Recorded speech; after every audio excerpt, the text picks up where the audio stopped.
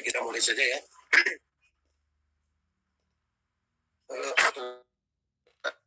Akan menjadi stimulus ya. Di minggu depan yang pertama kali berbicara ya. Dalam konteks pendahuluan ekonomi politik ya. Dengan definisi ekonomi politik latar belakang ekonomi politik. Seperti yang Bapak jelaskan kemarin bahwa ekonomi politik itu merupakan pembahasan dua disiplin yaitu ilmu politik dan ilmu ekonomi. Walaupun pada akhirnya dalam perkembangan sebelumnya itu dengan ilmu yang lebih luas lagi itu ilmu sosial. Walaupun namanya ilmu politik dan ilmu ekonomi itu bagian daripada ilmu yang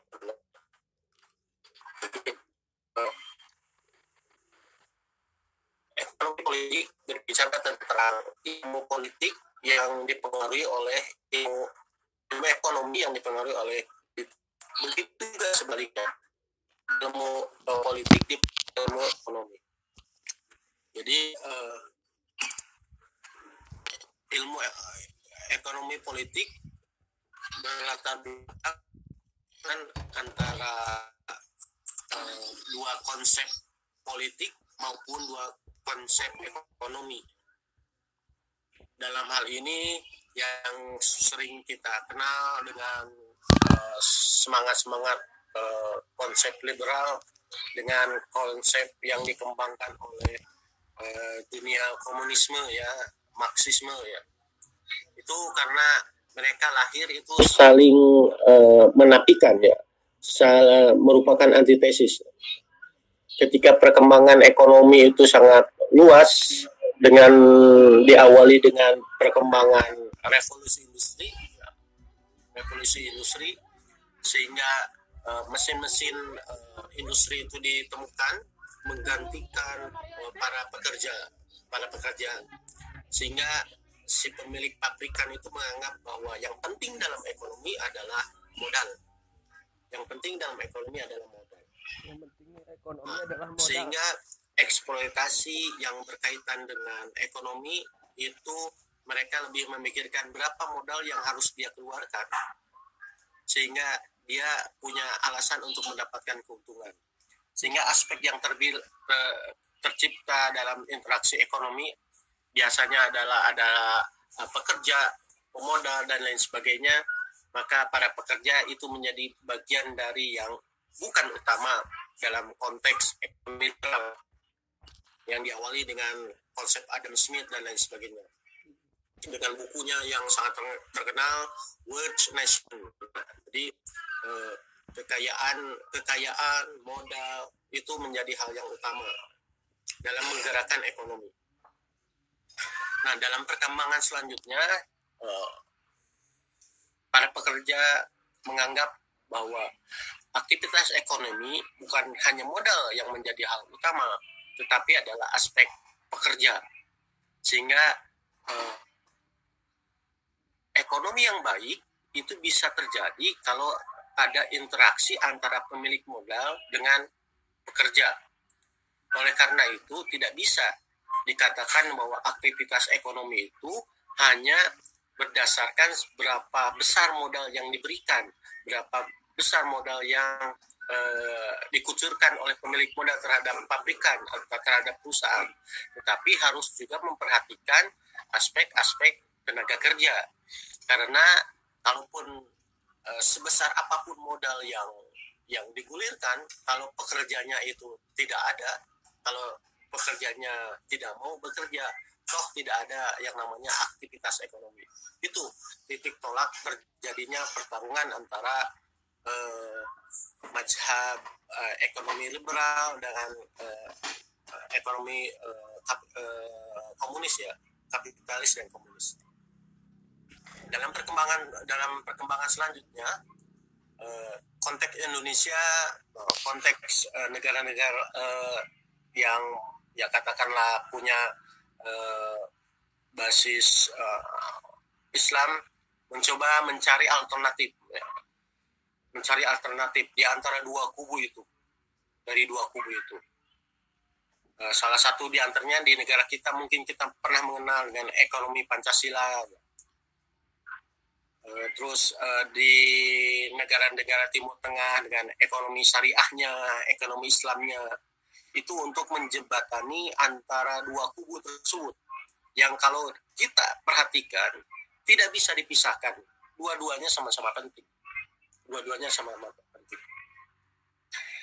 Seperti kita ketahui bahwa persoalan ekonomi itu akan berkaitan dengan 3 aspek. Pertama adalah tentang modal.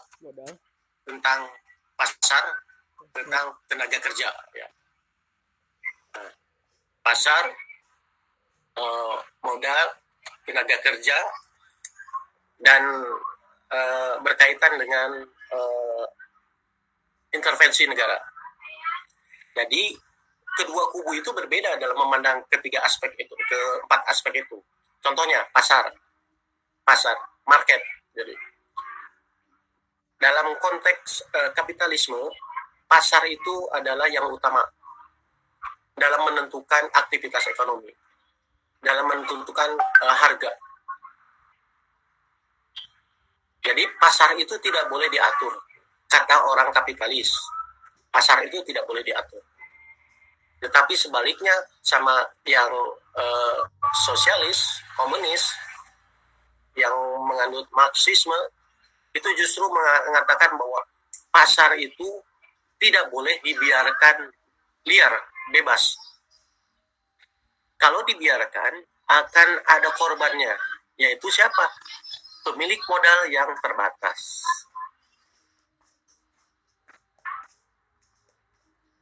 Jadi yang membedakan antara sosialis dengan liberalis bisa dilihat dari bagaimana dia memandang konsep pasar, market. Kalau sosialis itu pasar harus diatur. Kalau tidak diatur, akan banyak korban. Kata kapitalis, pasar itu tidak boleh diatur karena seyogianya yang namanya ekonomi adalah netral. Siapa yang punya, siapa yang butuh, supply and demand berbicara, ya sudah jalan dengan sendiri. Itu. Kubu di tengah-tengah, konteks Indonesia mungkin, mengatakan pasar itu harus diatur untuk hal-hal tertentu. Di Undang-Undang Dasar pasal 33 ya disebutkan bahwa persoalan ekonomi yang menyangkut hidup orang banyak itu diatur oleh negara. Itu bagian daripada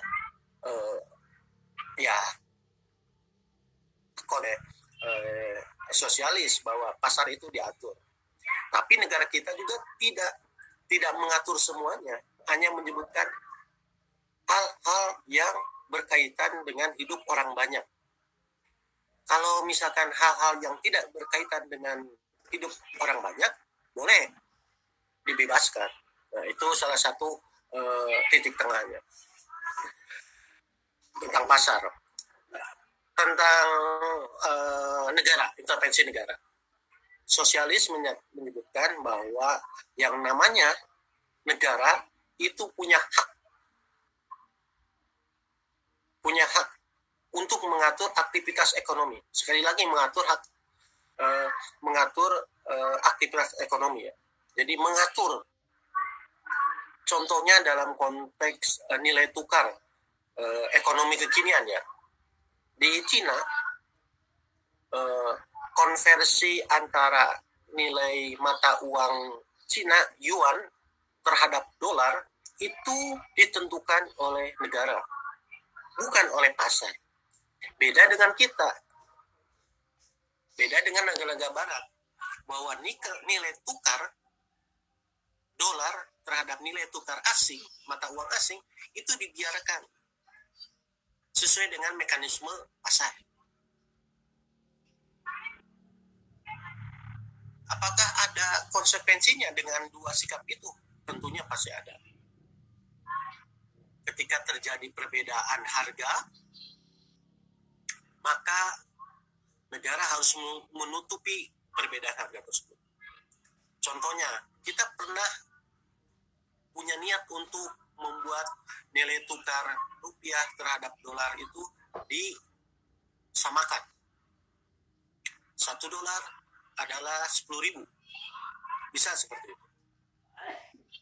Tapi ketika ternyata di lapangan sebenarnya dolar itu bukan 10.000, ternyata adalah 14.000, maka selisih yang 10.000 ke 14.000-nya, yaitu 4.000, harus ditutupi oleh negara. Nah, dengan sendirinya negara harus punya kemampuan ketika menggulirkan satu konsep, dan negara harus bisa menutupi agar konsep itu bisa berjalan. Sebaliknya, kalau misalkan harga rupiah terhadap dolar itu lebih rendah, dipatoknya adalah 10.000, ternyata di pasar itu ternyata hanya 8.000, maka negara sebenarnya kehilangan, yaitu risiko. Nah, itu membuktikan bahwa intervensi negara di negara-negara yang menganut konsep Marxisme, sosialisme gitu ya, itu memiliki peran lebih terhadap aktivitas ekonomi. Kalau liberal ya tentunya sebaliknya. Ya pasar uang itu diserahkan kepada mekanisme pasar. Supply and demand, permintaan penawaran. Ada barang berarti harga murah. Tidak ada barang berarti harga naik. Ya seperti itu. Kita pernah mengalami tahun 98 harga 1 rupiah itu 16.000 rupiah. 1 dolar itu 16.000. Dan itu dibiarkan oleh negara, tidak melakukan intervensi. Pasar, negara, modal. Jadi modal dalam ekonomi, kata orang sosialis, yang utama itu adalah tenaga kerja. Sedangkan orang kapitalis, modal dalam ekonomi itu yang penting adalah modal yang dikeluarkan oleh pemilik perusahaan. Dalam ini ya uang, bahasa sederhananya. Jadi ada perbedaan. Jadi saya yang utama, kata orang sosialis itu, yang berkaitan dengan pekerja. Jadi pekerja yang diutamakan. Orang liberal yang diutamakan adalah modal. Tapi dalam konteks ilmu ekonomi itu sendiri, antara modal dan tenaga kerja itu saling mempengaruhi, tidak bisa berdiri sendiri. Jadi itulah yang menjadikan cikal bakalnya ekonomi politik berkembang. Sehingga ternyata bahwa ekonomi itu dipengaruhi oleh prinsip-prinsip bernegara pada suatu negara. Kalau prinsip bernegara pada suatu negara yang condongnya misalkan sosialis, ya mereka memunculkan konsep bahwa negara memiliki intervensi yang paling banyak dalam berkaitan dengan kegiatan ekonomi. Makanya di kuliah ekonomi politik itu selalu diawali dengan penjelasan mazhab yang dikembangkan oleh penganut liberal seperti apa dan penganut sosialis seperti apa. Dalam konteks negara yang menganut sistem liberal seperti yang kita ketahui ya lebih banyak di Eropa Barat. Karena memang awalnya revolusi industri berkembang di Eropa Barat. Ketika yang saya sebutkan tadi terciptanya hal-hal yang baru, terciptanya mesin-mesin baru, sehingga menganggap sesuatu yang paling utama itu ya modal, mesin-mesin yang ada. Gitu. Terus di konteks sekarang yang cenderung untuk memakai sistem sosialis ya Cina, ya Korea Utara, gitu. Cina, Korea Utara, terus mungkin Kuba ya, Vietnam termasuk yang sosialis, tapi ternyata sekarang mungkin agak mix. Cina yang dikatakan sebagai pendukung utama mazhab yang bersifat sosialis, ternyata secara faktanya mereka menggunakan atau mengakui prinsip-prinsip yang dikembangkan oleh liberalis ya. Mereka memperhatikan aspek-aspek modal itu mempengaruhi terhadap aktivitas ekonomi. Salah satu buktinya adalah bahwa Cina hari ini melakukan intervensi ekonomi ke berbagai negara ya. Caranya dengan apa? Dengan menyuntikkan dananya ke negara-negara tertentu, bantuan-bantuan dana. Yang paling dekat dengan kita misalkan kereta api cepat Bandung-Jakarta itu 27 triliun dibiayai oleh Cina. Itu sampai mengalahkan Jepang waktu tendernya. Terus Cina juga melakukan intervensi ke beberapa negara Afrika. Bagaimana bentuk intervensinya? Ternyata adalah bentuk intervensi ekonominya adalah diawali dengan modal. Berarti sebenarnya mereka juga mengakui bahwa aktivitas ekonomi bukan hanya aspek pekerja yang akan menentukan jalan, tetapi modal juga akan berjalan. Mereka melakukan intervensi ekonomi ke berbagai negara dengan menggunakan konsep penyertaan modal, pemberian pinjaman modal. Indonesia sudah banyak mendapatkan bantuan dari Cina sampai Afrika gitu. Malahan ada beberapa negara di Afrika yang sampai ya hutang-hutangnya itu sampai begitu banyak sehingga kebijakan ekonominya ditentukan oleh negara Cina seperti itu ya. Kalau Anda baca atau lihat di YouTube ya, bagaimana jeratan hutang-hutang Cina yang diberikan kepada negara-negara Afrika telah menjerat negara tersebut sehingga tidak bebas dalam menentukan kebijakan ekonominya. Mereka ingin membuat semacam sabuk dari Cina sampai ke Afrika, sehingga kegiatan-kegiatan ekonominya itu di negara-negara yang dituju itu akan tergantung kepada Cina. Dan ini yang membuat Amerika ya kelabakan. Masa Donald Trump terjadi perang dagang ya, antara Cina dengan Amerika. Secara fakta Cina itu menang. Secara fakta ya. Secara kalau fakta ekonomi itu artinya jumlah produksi yang dihasilkan oleh Cina dengan jumlah produksi yang dihasilkan oleh Amerika, Eropa Barat itu menang di Cina. Cina banyak mendapatkan tingkat produksi dibandingkan dengan Amerika dan Eropa Barat. Mungkin Anda kenal dengan merek-merek terkenal, IBM gitu ya, Apple gitu ya. Terus apalagi ya, yang ternyata itu brandnya Amerika, tetapi produksi barang-barangnya adalah di Cina. Gitu.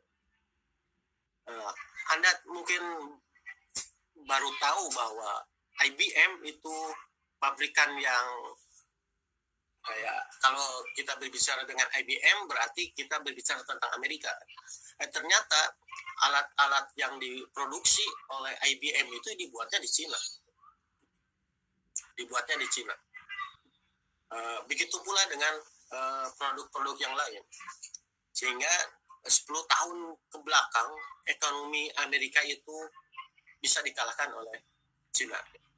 Dulu orang sangat gengsi ya mendapatkan barang-barang yang dari Cina, tapi sekarang justru nyari barang-barang dari Cina. Anda mungkin yang suka dagang online ya pasti akan akrab dengan Amazon ya. Terus itu yang Amazon itu yang Amerika. Terus yang Cina itu kayak Alibaba. Amazon, Alibaba itu bisa dibandingkan. ternyata Alibaba itu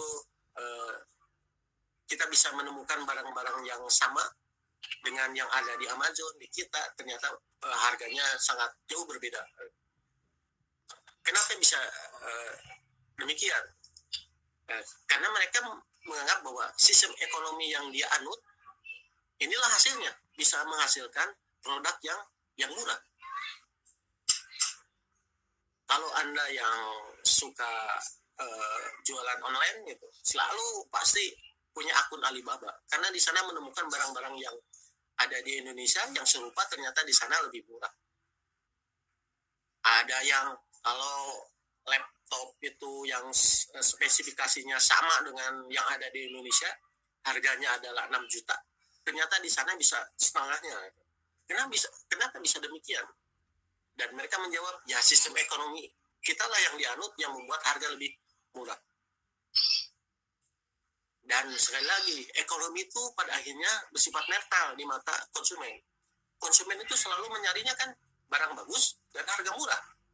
Tidak pernah memperhatikan apakah ini lahir dari produk sosialis, apakah ini dari produk kapitalis, atau lebih kasar lagi, apakah ini dari produknya yang dihasilkan oleh Israel atau bukan. Coba, kalau misalkan Agus Sopanudin itu punya keinginan untuk beli handphone, Anda membandingkan, handphone yang ada di Alibaba itu ternyata lebih murah dibanding dengan yang ada di BEC. Maka saya beli aja. Sekali lagi, ekonomi itu bersifat netral, tidak memperhatikan dari mana barang itu ada. Yang penting dalam konteks konsumen adalah murah, berkualitas. Nah, tapi orang yang dalam konteks negara menyebutkan barang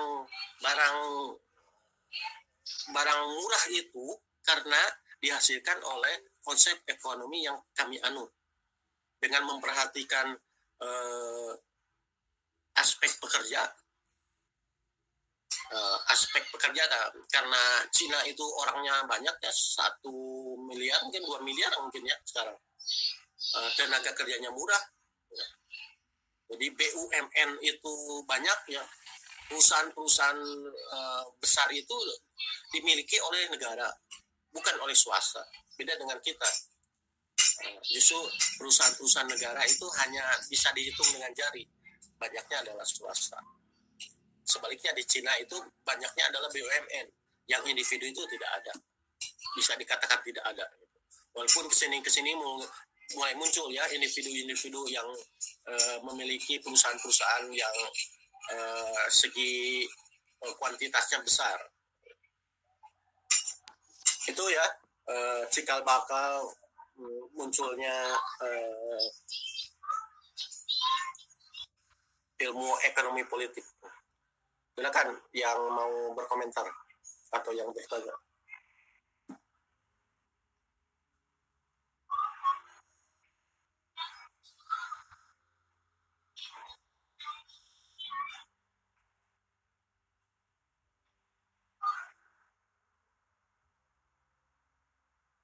Ini berapa orang semuanya?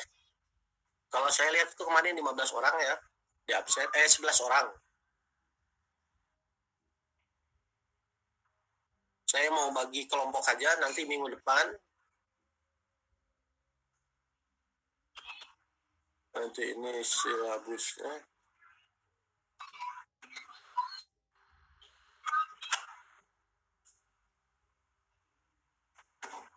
Ini yang absen ada 8.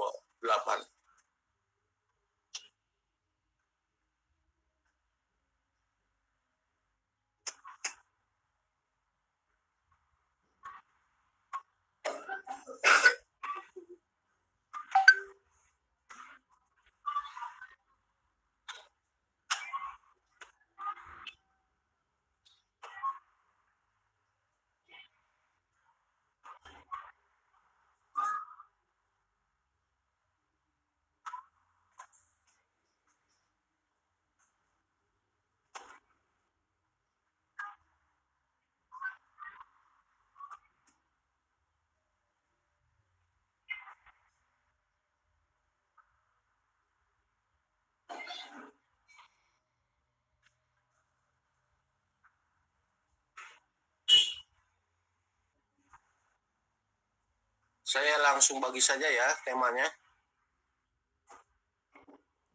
Ananisa, silabus nomor 2 ya. Baik, Pak. Pengantar ke pemikiran ekonomi politik. Ya, pokok bahasanya itu ada 3.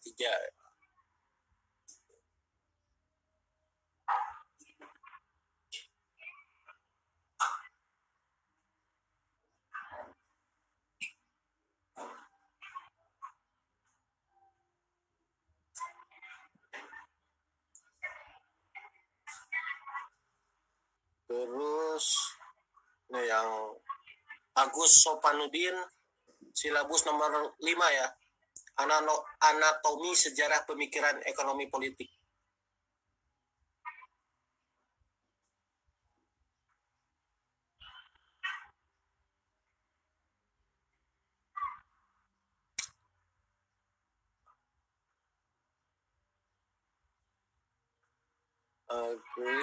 Terus siapa lagi ini yang Paras Muhammad? Ini betul namanya ya? Benar. Anda anatomi sejarah pemikiran politik 3 ya, silabus nomor 7. Silabus nomor 7.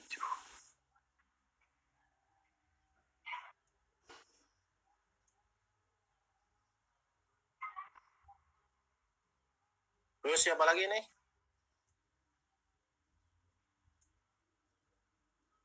Ini videonya nggak nyala ya?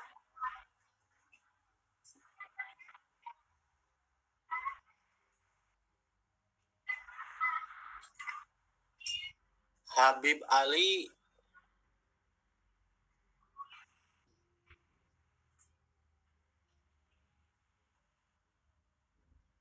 silabus nomor 9. Anatomi sejarah pemikiran ekonomi politik Keynesian ya.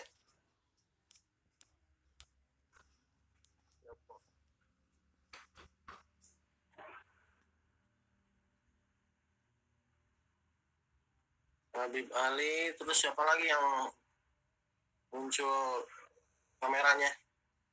Aldi Itian,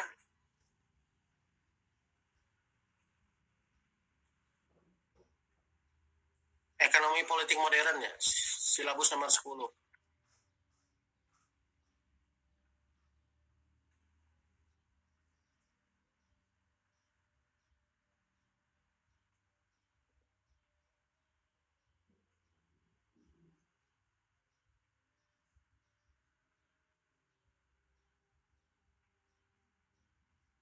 Sudah semuanya ya? Yang hadir kan? Siapa yang belum? Belum semuanya, Pak. Faisal. Faisal belum ya? Belum, Pak. Faisal.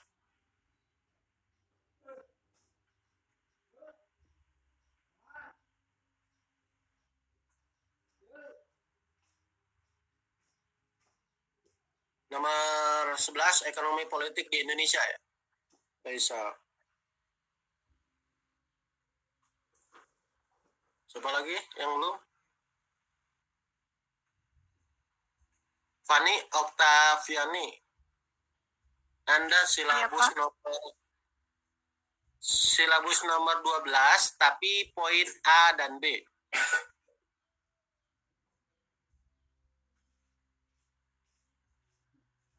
Poin A dan B. Baik, Pak. Terus yang belum, Aura sudah belum? Belum, Pak. Aura masih nomor 12, perspektif ekonomi politik, tapi yang C dan D. Liberalisme dan nasionalisme. C dan D. Baik, Pak.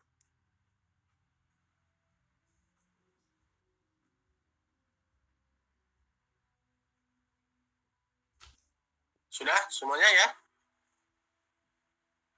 Siapa yang belum? Saya belum, Pak. Ahmad Sulaiman. Ahmad Sulaiman.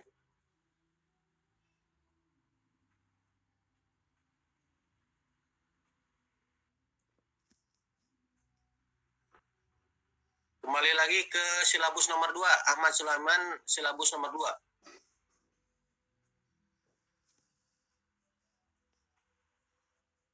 Ahmad Sulaiman 2. Sudah lagi yang belum? Saya Pak belum Pak.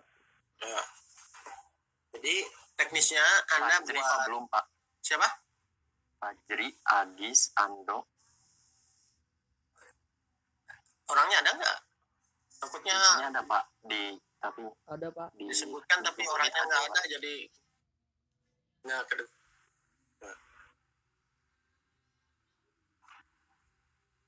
Jadi itu. Agis? Tuh nggak nyaut kan? Iya Pak. Agis, Ada Pak, hadir. aktifkan videonya, coba.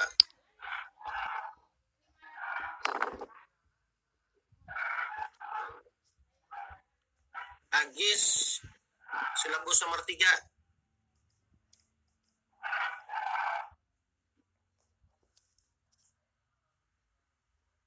Ando, Iya Pak. Iya Pak.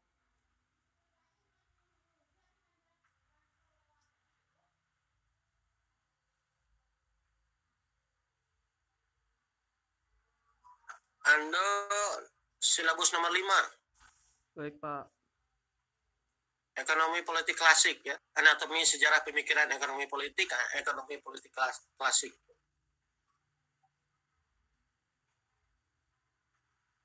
Sudah semuanya? Satu lagi Pak Fajri di sini. Siapa? Fajri. Fajri?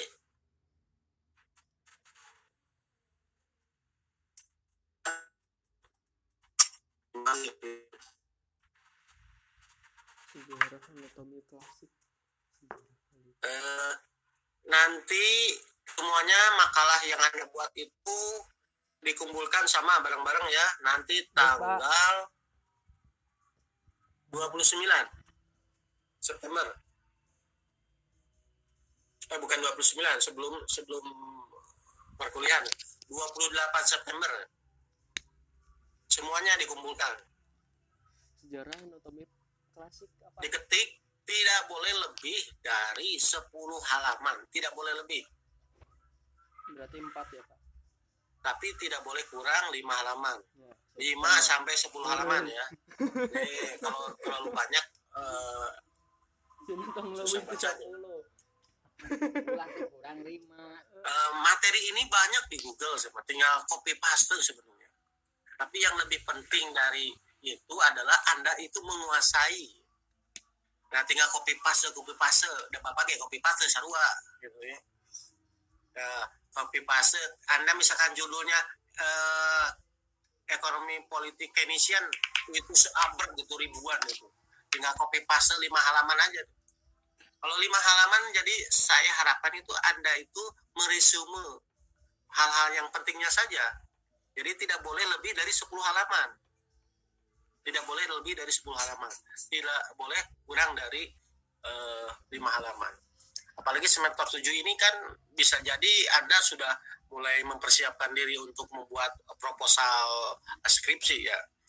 Kalau ini ekonomi politik itu bagian daripada mata kuliah pilihan, berarti Anda itu termasuk kategori yang memiliki peminatan terhadap ekonomi politik gitu.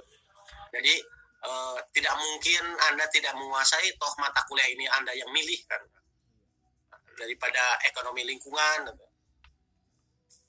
Jadi Anda mungkin nanti bisa jadi misalkan skripsinya berkaitan dengan kebijakan pemerintah berkaitan dengan pengembangan ekonomi syariah di Indonesia. Jadi ada sentuhan ekonomi politiknya kalau memang Anda itu peminatannya benar-benar di ekonomi politik. Nanti bisa dilanjutkan dengan skripsi ya, proposal gitu ya. Itu ya. Jadi tanggal 28 semuanya dikumpulkan. Anda misalkan sudah selesai, langsung di-share saja di grup ya makalahnya nggak usah ribet-ribet ya. ada daftar isi, kata pengantar, bab 1, bab 2, nggak usah. Langsung aja pembahasan apa yang maksud dengan ekonomi politik Keynesian itu seperti apa. Jadi tidak ada pendahuluan, latar belakang, penutup, kesimpulan, nggak usah. Langsung saja pembahasan apa yang maksud dengan ekonomi politik klasik itu. Karakteristiknya seperti apa, siapa yang mengembangkannya, sisi baiknya apa, sisi buruknya apa. Itu kan lebih banyak analisis Anda sebenarnya. Itu sebagai latihan juga Anda membuat proposal. Oke, ada pertanyaan ya? Saya izin bertanya. Oh, silakan. Bapak tadi itu Hana kan ke bagian yang silabus 2 yang pengantar ke pemikiran ekonomi politik. Terus tadi juga Ahmad Sulaiman ada ke bagian silabus yang nomor 2 itu. Tapi sebelumnya Bapak bilang di silabus tersebut ada 3 poin. Nah itu maksudnya antara Hana dan Ahmad Sulaiman dibagi 2 atau seperti apa Pak? Enggak dibagi 2. Satu orang ngebahas 3 semuanya. Oh jadi sama aja gitu? Sama saja. Jadi nggak usah berdiskusi ya. Ini tuh tidak. Iya. Saya harapan justru jangan berdiskusi. Anda buat aja sesuai dengan instruksi di silabus apa, walaupun ternyata ada yang sama ya, nggak jadi masalah. Nanti akan sangat berbeda. Kecuali kalau Anda yang buatnya satu orang di copy pastekan ke orang yang sama kan. Jadi masing-masing ya. Siap, baik Pak, terima kasih. Cuma yang diingat ya, dikumpulkannya semuanya barang-barang tanggal 28. Jadi jangan menganggap silabus pertama harus yang duluan, enggak. Silabus yang terakhir enggak. Jadi silabus yang paling pertama sampai yang terakhir sama-sama dikumpulkannya tanggal 28. Baik, Pak. Oke. Minggu depan masih Bapak yang menjelaskan tentang ekonomi politik. Nanti tanggal 29 baru Anda yang memulai ya. Ada lagi yang ingin ditanyakan sebelum Bapak tutup?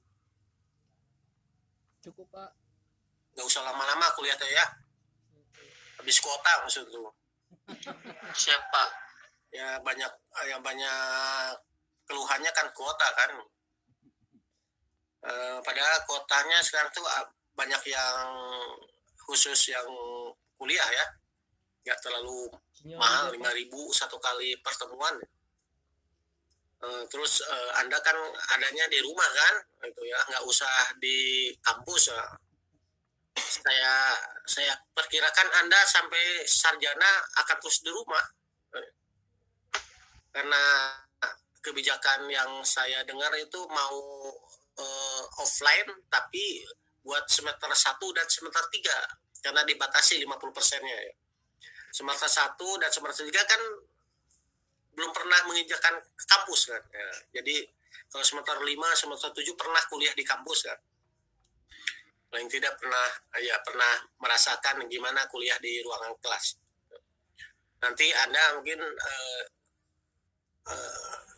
ada sisi positifnya ya kalau online menurut pandangan saya. Dosen-dosennya tuh agak lebih baik-baik daripada ketika di offline ya. Tapi saya heran, saya kan ketua lab di PB itu. Tapi saya heran ternyata angkatan 2017 yang harusnya sudah pada lulus, ini masih tersisa 50% belum lulus. Jadi kelulusannya pada masa ini justru menurun. Padahal yang namanya bimbingan itu lebih mudah katanya. Karena dosen kan liur dikasih draft skripsi yang 20 orang dengan sistemnya online, dibaca juga enggak, karena kalau lihat ini aja awal-awalnya saja. Beda dengan ketika di offline kan dicoret-coret ya.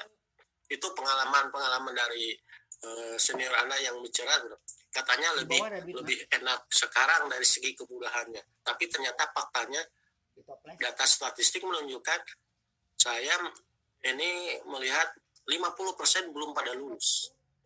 Jadi semester ini itu masih banyak yang mau kompre angkatan 2017 itu.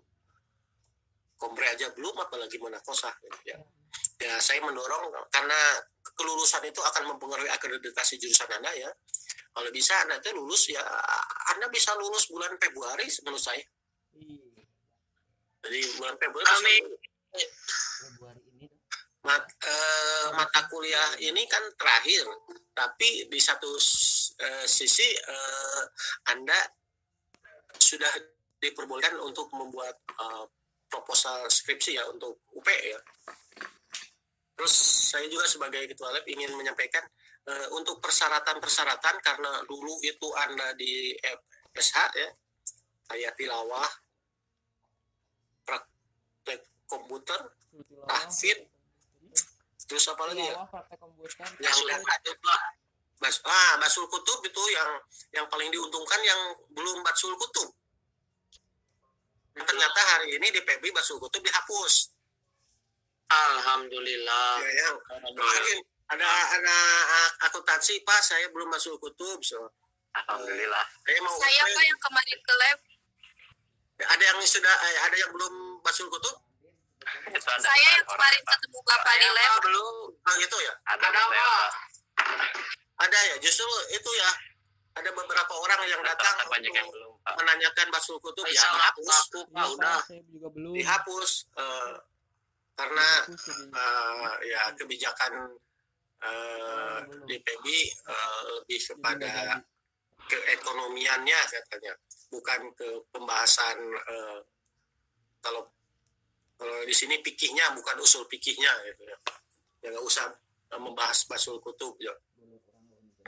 Lagi kan penguji juga banyak yang dari umum katanya, bukan background UIN. Jadi cuma tilawah, ibadah, komputer, tahfidz, 4 kalau nggak salah. Itu sudah dibuka ya. Kalau Anda sudah ini diperbolehkan oleh pembimbing akademik, Anda tinggal UP saja. Jangan sampai membebani jurusan karena terlalu banyak yang belum. Nah, itu akan mengurangi nilai akreditasi walaupun jurusan Anda XR itu sudah akreditasi setahun kemarin ya.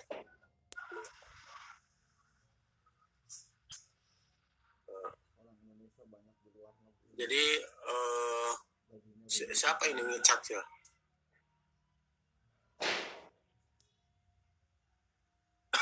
Saya pengen lulus Pak, tolong jangan disusahin. Oh nggak disusahin itu. Malahan kalau bisa, contohnya ya, cuma di PB saja yang namanya UP terus ke SK itu bisa ditunggu. Biasanya lama kan? Tapi kalau Anda misalkan sudah ditandatangan oleh penguji UP terus ke lab, SOP-nya 1 minggu, tapi ternyata fakta di lapangan 2-3 hari sudah keluar ya. Jadi karena ini berkaitan dengan masa usia SK kan minimal 3 bulan ya. 3 bulan. Tapi kalau Anda SK-nya sekarang ya tetap ujiannya harus minimal bulan Februari ya. Kalau Anda ikut kompre di Januari. Tinggal ini kan Anda tinggal kuliah ini saja kan, kalau praktikum kan udah selesai kan, komputer Pak. jadi kuliah UP kompre munakosah sudah wisuda. Bapak semester 8 di sekarang masih ada mata kuliah. Lah kok ada mata kuliah? Iya, masih ada berapa SKS? 8 kalau nggak salah. Ini juga Pak semester 7 masih 20 SKS. Iya, 20 Pak. Nanti semester 8 masih ada kuliah? Masih Pak. Semester 8 ya. Ada nggak sih kuliah? Selesai semester 8 dong.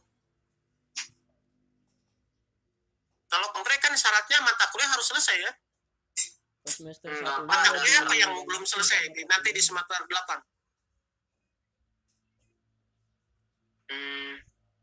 Nggak tahu tuh Pak, cuman kemarin lihat masih ada SKS 8. Oh kok gitu ya? nggak bisa diambil sekarang. Nggak bisa Pak, kan itu beda semester. Kita diganjil, itu digenap. Kalau semester 1 berapa SKS? 24. Dulu 23 Pak. 23. Semester 2 Full 24. Ada 22. udah 2. Kan minimal itu 152 SKS. Coba Anda ngitung nggak 152 SKS? Kalau misalkan 1, 2, 3, 4, 5, 6, 7 itu katakanlah 22 SKS-an. 7 cuma 140. Sudah lebih. Beban Anda ya sudah melebihi dari aturan. 152 atau 142 kemudian. Jadi sarjana itu. 152. Baik Pak.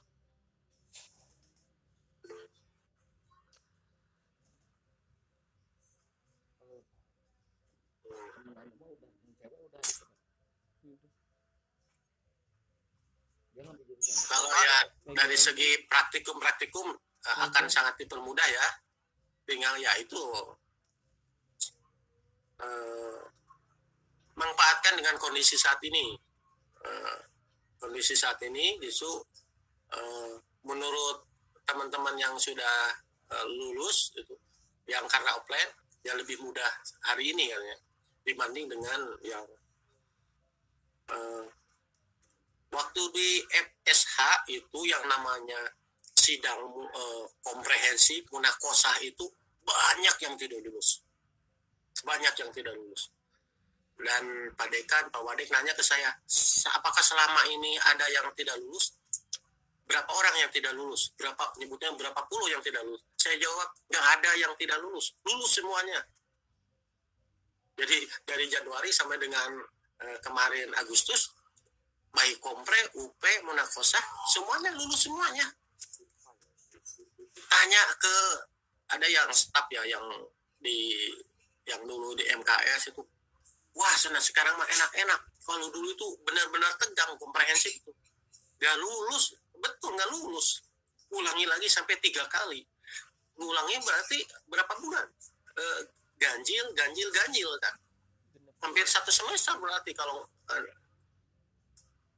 sekarang ya karena banyak maklumnya karena kondisi akhirnya tidak ada instruksi harus diluluskan, enggak, ternyata ya dosen juga pada akhirnya wah kondisi kayak gini kasihan lah katanya, lagi susah-susah gitu, masa harus bayar SPP lagi lah, kayak gitu muncul. Di syariah itu selalu kalau ujian itu pasti ada yang tidak lulus. Sekarang banyak pemaklum. Oke, itu saja ya. Kita ketemu lagi minggu depan di waktu dan hari yang sama. Masih Bapak yang akan menjadi pengantar materi. Jangan lupa tanggal 28 tugas makalahnya dikumpulkan semuanya. Terima kasih. Assalamualaikum warahmatullahi wabarakatuh. Waalaikumsalam. Terima kasih Pak. Waalaikumsalam.